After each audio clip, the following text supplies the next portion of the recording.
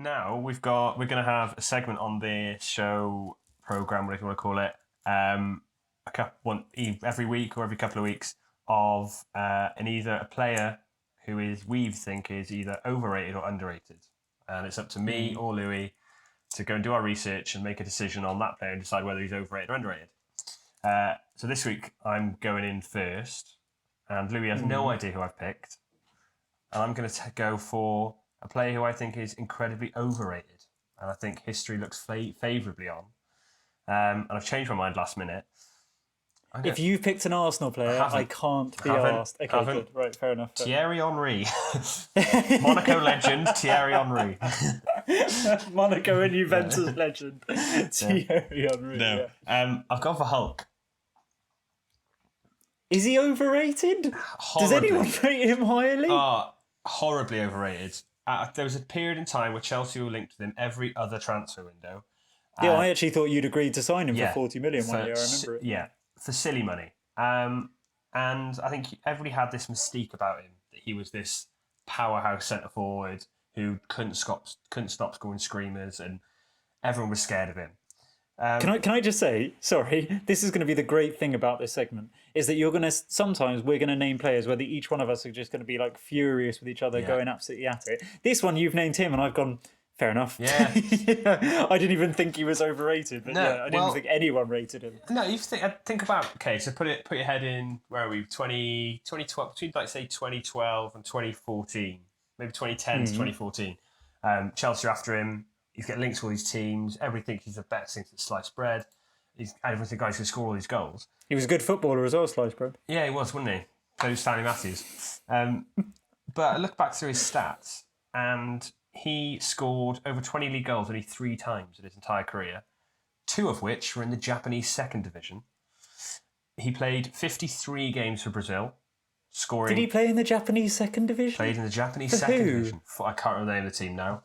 He played in the I thought Brazilian he's only League. Ever played in China. No, it was and Japanese, Brazilian League and Portuguese Japanese Division 2, where he was banging them in very early on in his career. Well, yes. He was on loan in the Japanese second division. So that's where he scored 20 league goals, those 2 of those seasons. And the other season, I think, was Porto. 53 games for Brazil. Remember when he was those World Cups where he was starting for Brazil? Yeah, okay. Yeah, fair enough, yeah. 1 competitive goal in 53 games. No. And that was in the Olympics. So does it really count? I don't think so. He scored 11 goals for Brazil in total, one of them being competitive, which was the Olympics. So never scored in a major tournament. That's Copa America. So hang on, how many... If he had 53 games, not all 53 were competitive then, were they? No. But then, so that's no qualifying for any World Cup, never scored in a qualifying game for a Copa America, never scored in a Copa America, never scored in a World Cup. Meant to be a great striker. So 1 competitive goal in 53 games for Brazil. And in 2012, the year that he went to Zenit for 60 million euros, this is 8 years. I forgot he played for Zenit. 8 years ago, he went for 60 million euros. Bear in mind, we've just signed Timo Werner for 45 million, 8 years down the line. To give you some context, in that summer, Hazard went to Chelsea for 32 million. And 32.5 release clause. And Modric went to for 30 million. So to try and say that Hulk was worth the same money as Hazard, who at the time was Europe's probably biggest talent, and Luka Modric, is obscene. So anybody who thinks that Hulk was a good player, I think is... But is that not just a Zenit thing, the transfer value, rather than how much he was valued as a player? Because didn't they sign Witsel for... wasn't it like 40 or something, 40 million or something? And at the time, he was valued at a 20 million player. Yeah, fair enough. The Russian sides were paying a lot of cash at the time. But I think they were overpaying, weren't they, for average players? That was the Anzi, whatever they were called, Anzi Mekala. Oh yeah, do you remember? God, I'd forgotten that when they had Roberto Carlos as director of football, and then Willian, and as a left back actually. Yeah.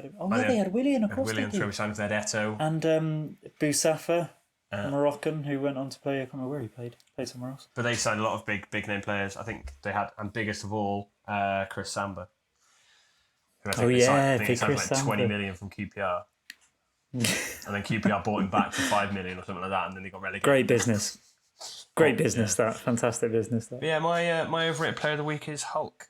I don't think that's an interesting one. Yeah, I mean, to me, I've never rated him that highly, but the more and more, I suppose that's just from a personal point of view, the more and more you're talking through his stats and time, there was a time when he was Brazil's main right winger. And, Brazil, although I do always find that with the Brazilian national team, some of their selections are really weird.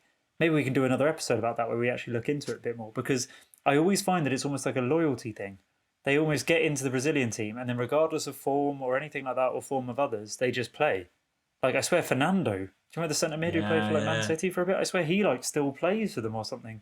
And there was Felipe Melo as well. Oscar played for them Oscar. way too long. Do you remember Felipe Melo? He was their starting centre mid for ages, even though for years it was he's actually not very good. Was he Galatasaray, something like that?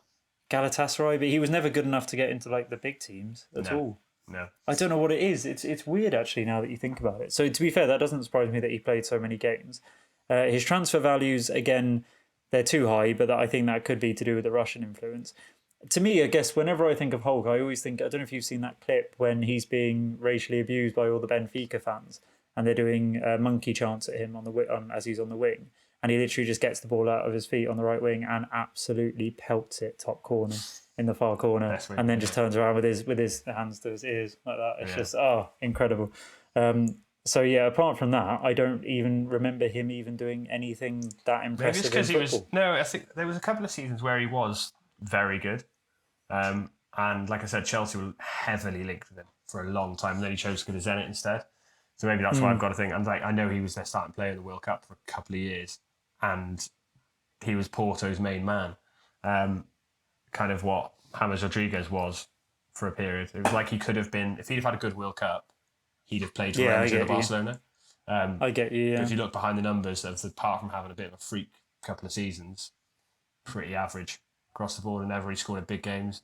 Never got past the last 16 of the Champions League. If your name is Hulk, you're going to attract a bit of attention. If you can then back that up with pretty decent football, which he did. Yeah. But I never really watched much of him after he went to Russia. He scored screamers. Yeah, he did score screamers, yeah. I think that's but then I do remember looking at his stats, when you sort of go, I wonder how players are getting on in China. I bet Fellaini's banging 50 a season over there, that sort of thing. I remember looking at his stats and being like, oh, it says you've got 6 league goals. Yeah, it's not impressive. You look at his what's numbers, going on? You look at his numbers behind it, and none of it's impressive. But is it because the money's just so big he gets over there just because I just don't care? Don't care. Yeah, could have been, to be fair. Yeah, so what was it he did? Who is this? Yeah, so at Zenit, he scored 56 in 97 games, which isn't bad going. And he was That's very good. Yeah, similar returning for Porto. So if you look at it like that, it sounds really good. But I don't know. I just don't think he was ever all that. I think he had a screamer in him. Well, no, I mean... And this is one that I won't be massively disagreeing with you on because I never rated him that highly anyway. But now that the more and more you're talking, I do understand why you think he's overrated, and I'd probably agree with you. Yeah, I don't think he's that impressive of a footballer, and he is actually a bit of a sort of FIFA Football Manager. Exactly. That kind of legend, I guess. I reckon I'd be interested to see what his highest FIFA ranking was, because that's the thing, because he was that quick player who had good long shots, everyone would have picked him in FIFA. So he had that. Let me see. Yeah, so I'm trying to look now. Hulk's highest rated in FIFA. What do you reckon? What do you reckon before you... Okay, I won't look then. I reckon highest, I'm trying to think, I reckon 86. That's exactly what I was going to go for. He was, in 2016, he was 84. So yeah, 84. That's his highest, highest he got. But yeah, I think he had a lot of hype around him for a couple of years, and if he'd have had that move to Chelsea, I think it would have been another one. Well, no, he's probably just a failed wonder kid, like an Alexandra Pato. God, that's a great topic. That's a great topic for the podcast. Failed wonder kids. Yeah, he'd have been a flop, but I think Hulk. There was a point where people were like, he's the one. He's a good player, and then he ended up going to Zenit instead of going to somebody half decent. I think possibly wasted his career in an average league, but I think it was a bit too much hype around the fact because he was called Hulk. Yeah, and he was strong. Yeah, if he was called, he was Hulk and he was strong. Silver, it wouldn't have been anywhere near. Phil, but yeah, Philip Silver. I don't think it would have had the same hype around it. It wasn't chiseled. So yeah, my overrated player of the historical overrated player of the week is going to be Hulk. Yeah, well, no passionate arguments this time, but I'm sure there. I mean, when you started off with Thierry Henry, I was about to go off on one then. So, yeah, I'm sure there'll be ones in the future for sure. Oh, there will.